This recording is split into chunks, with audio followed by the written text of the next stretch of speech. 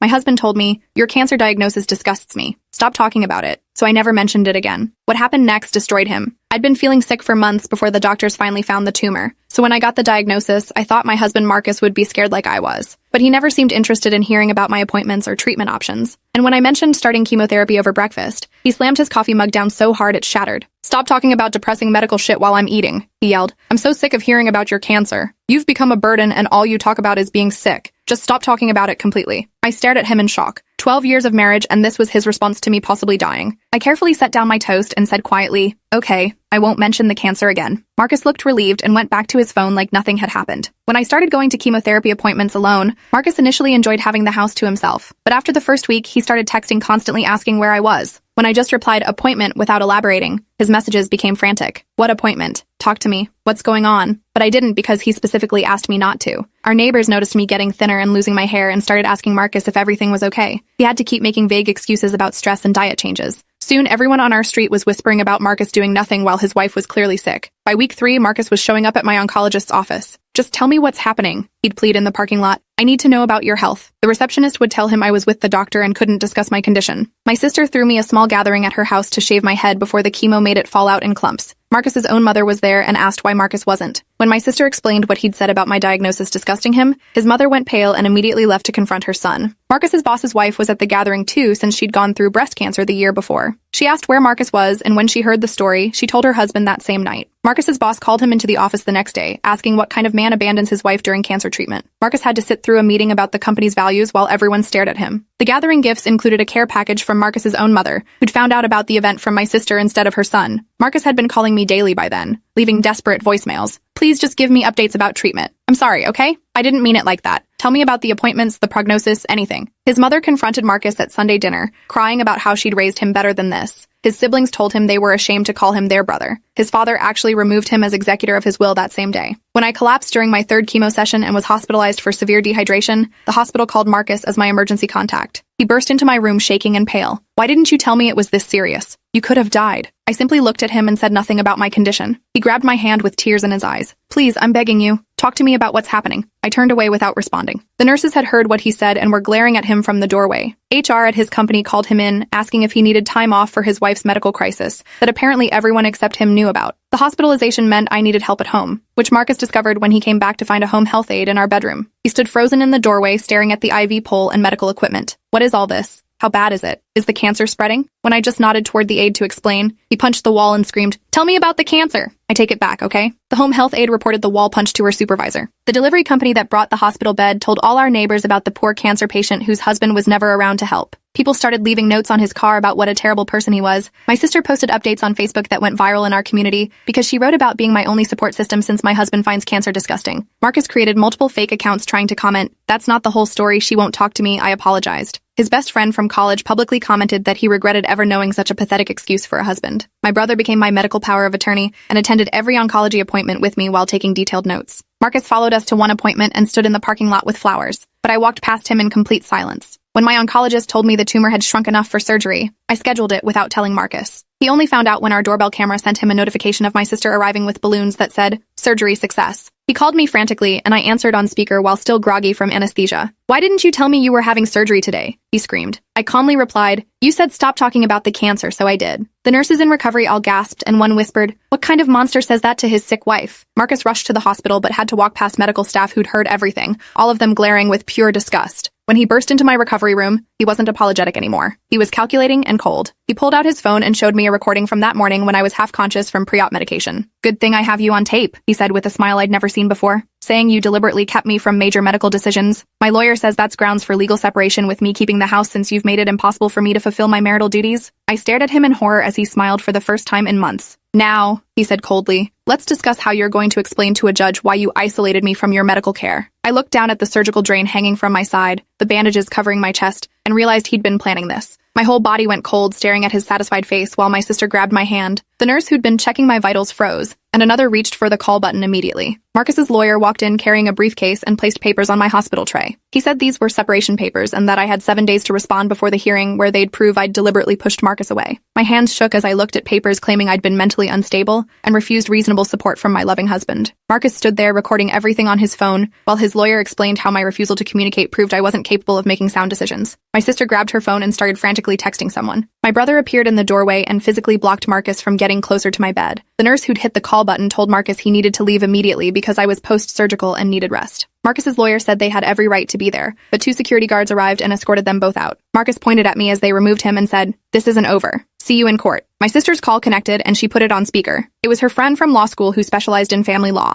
The lawyer's name was Patricia Chen, and she said she'd be at the hospital in 20 minutes. That evening, Patricia spread Marcus's recording and the separation papers across my hospital tray. She listened to the recording 3 times, then looked up at me with a grim expression. "He's been planning this," she said, "but he made mistakes." She explained that recordings made when someone is under the influence of medication aren't admissible in court. Patricia pulled out her laptop and started building our defense. She wanted copies of every text Marcus sent begging me to talk after he told me not to. Screenshots of my sister's Facebook posts about being my only support, statements from every medical professional who witnessed his absence. My sister already had a folder ready with months of documentation. Patricia spent 4 hours at the hospital documenting everything, including statements from nurses about Marcus's threatening behavior. She made notes about his mother attending my head-shaving gathering and his complete absence from treatment. She photographed the wall he'd punched at our house and got statements from our neighbors about his behavior. 2 days after my surgery, Patricia called to warn me that Marcus had filed an emergency motion claiming I was mentally incompetent due to cancer affecting my brain. He was asking for control of our joint assets in the house. She said he was going for the throat and we needed to be ready for anything. My brother came home from work furious because Marcus's coworker had asked if it was true I'd refused all treatment and was choosing to die out of spite. Marcus had been telling everyone at his office that I was suicidal and wouldn't let him help. The lies were spreading through his whole company, and people who didn't know the truth were feeling sorry for him. Patricia filed our response Monday morning, including sworn statements from 5 nurses who'd witnessed Marcus's calculated behavior in my hospital room. She subpoenaed our doorbell camera footage showing Marcus leaving every morning at 6 a.m. and returning after midnight throughout my entire treatment. The footage showed him walking past my car in the driveway, knowing I was too sick to drive myself to appointments. We included bank statements showing Marcus had withdrawn $15,000 from our joint account the day after my diagnosis. Patricia traced the money to a vacation rental in Miami, where Marcus had spent a weekend while I was getting my first chemotherapy infusion. He'd gone to the beach while poison dripped into my veins. Marcus's mother called me sobbing. She said she had no idea Marcus had actually said those words about my cancer disgusting him. She'd believed him when he claimed I was pushing him away and being irrational from medication. Now she knew the truth and offered to testify against her own son. Patricia was shocked because having his mother on our side would devastate his case. The oncologist who'd treated me for 6 months wrote a detailed letter for court. She stated that throughout my entire treatment, Marcus had never attended a single appointment, never called for updates, and never once contacted the office with questions. She wrote that my sister and brother had been my consistent support system and that Marcus's absence was notable to everyone on the medical team. That night, I was resting when my phone exploded with notifications. Marcus had posted in several men's rights forums about his wife using cancer to manipulate him and turn his family against him. He wrote that I'd exaggerated my illness to gain sympathy and was now trying to steal everything in the divorce. Within an hour, I had dozens of hateful messages from strangers. Men I'd never met sent threats about what happens to women who lie about cancer for attention. Someone found my LinkedIn and posted my information saying I was faking illness to rob my husband. Another person posted photos of our house from Google Maps with our address visible. Patricia filed for an emergency restraining order that same night. The judge who reviewed the evidence was a breast cancer survivor herself. She read through the social media posts, the threats, the medical records showing Marcus's complete absence. She granted the restraining order immediately and ordered Marcus to remove all posts within 24 hours or face contempt charges. She also scheduled an emergency hearing for the following week. My sister spent days creating a timeline of Marcus's behavior. She'd gone back through his social media from when I first got diagnosed. His early posts never mentioned my illness at all. When friends commented asking how I was doing, he either ignored them or gave vague responses about me being dramatic. During my treatment, he posted photos from bars, golf courses, and a beach vacation. She found posts where Marcus's friends offered support, and he replied saying, "It's not that serious," and "She's milking it." The contrast was devastating when laid out chronologically. She printed everything in color and organized it in a binder with tabs for each month of my treatment. Patricia said it was the most damning evidence she'd seen. Marcus's lawyer filed a motion demanding all my medical records, claiming they needed to verify my diagnosis was real. The motion suggested I might be faking cancer or exaggerating symptoms. Patricia fought it viciously, calling it harassment of a cancer patient. The judge was furious and denied the motion, adding sanctions against Marcus for filing it. At the emergency hearing, Marcus showed up in an expensive suit looking confident. His lawyer argued that I'd deliberately isolated Marcus and made it impossible for him to be supportive. Then Patricia played the doorbell camera footage. 6 months of Marcus leaving early and coming home late. Footage of him stepping over medical supply deliveries without bringing them inside. Video of him driving past me struggling to get from the car to the house after chemotherapy. The judge's face got harder with each clip. When Patricia played the audio recording from the hospital where Marcus threatened me post-surgery, the judge actually leaned back in her chair and closed her eyes. Marcus's lawyer tried to object, but there was nothing to object to since Marcus had recorded it himself and provided it as evidence. Patricia presented Marcus's browser history that his lawyer had been forced to turn over. He'd been searching how to prove incompetence and getting power of attorney from sick spouse and cancer divorce settlements 2 weeks after my diagnosis. He'd been planning to use my illness against me from the very beginning. The timestamps showed he started researching divorce strategies the same day he told me my cancer disgusted him. The judge ordered immediate psychological evaluations for both of us. Mine came back showing appropriate stress responses to cancer diagnosis and treatment, but no mental illness or incompetence. Marcus's evaluation revealed narcissistic personality disorder and antisocial traits. The psychologist wrote that Marcus viewed my illness as an inconvenience to his lifestyle and showed no genuine empathy or remorse. Marcus's employer finished their investigation after employees came forward about his behavior. He'd been telling different people different stories about me refusing treatment, being suicidal, having brain damage from cancer, and refusing his help. They fired him for creating a hostile work environment and using company resources to spread lies. The termination letter cited damage to company reputation. Without a job,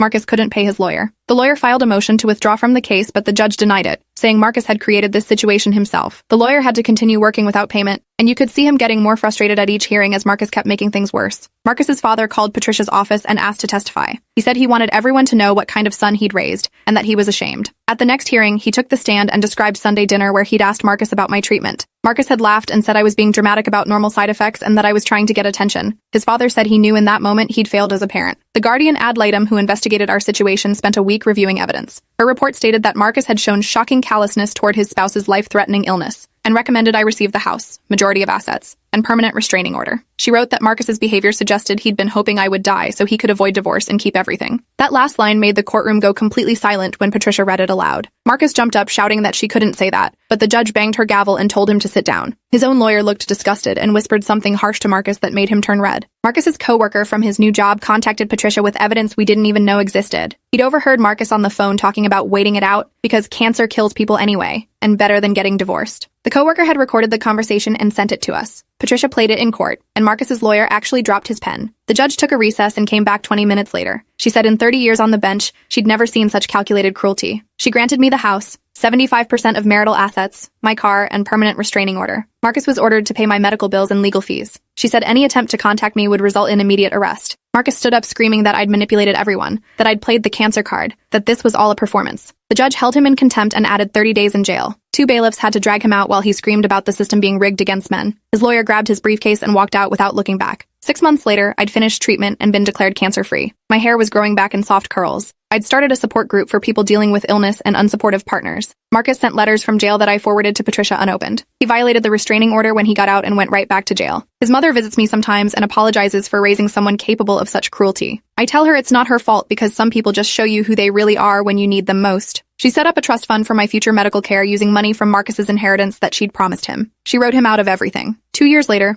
I was healthy and strong. I'd started dating someone I met at the Cancer Survivor Group who understood what it meant to fight for your life. Marcus was still trying to appeal the divorce settlement, but every judge denied him. He'd lost his career, his family, his reputation, and the house because he couldn't stand hearing about cancer. Sometimes doing the right thing means protecting yourself from people who can't love you through hard times. I chose myself when Marcus tried to use my illness as a weapon, and I'd make that same choice again every time. Looking back, that moment when he told me my cancer disgusted him was the moment our marriage really ended. I just didn't know it yet. But taking his words literally and giving him exactly what he asked for exposed who he'd been all along, a man who loved his comfort more than his wife's life. And honestly, I'm grateful he showed me the truth before it was too late.